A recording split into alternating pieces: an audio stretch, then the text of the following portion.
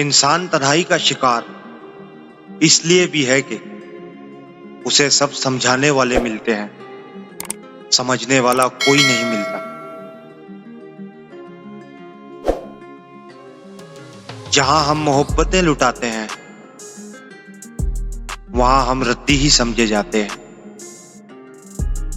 न जाने कितने रिश्ते खत्म कर दिए इस वहम ने कि मैं सही हूं और सिर्फ मैं ही सही हूं। खुद को सबसे बेहतर समझ लेना ये एक ऐसी बीमारी है जो इंसान को किसी के काबिल नहीं छोड़ती। दिल से बड़ी कोई कब्र नहीं होती जहां हर रोज एक नया एहसास दफन होता है। हो सकता है तुम्हारे पास कुछ ना हो बांटने के लिए, मगर शुक्र करने के लिए तुम्हारे पास कोई चीज लाजमी होगी।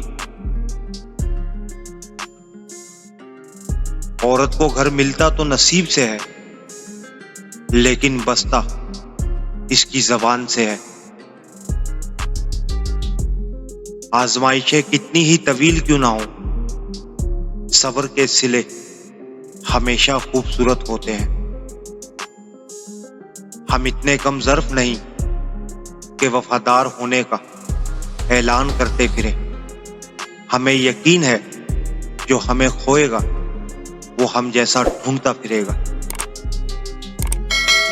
जिन्हें हासिल ना हुए इन्होंने बद्दुआएं बहुत दी, खैर जिन्हें मुफ्त में मिले बख्शा उन्होंने भी नहीं।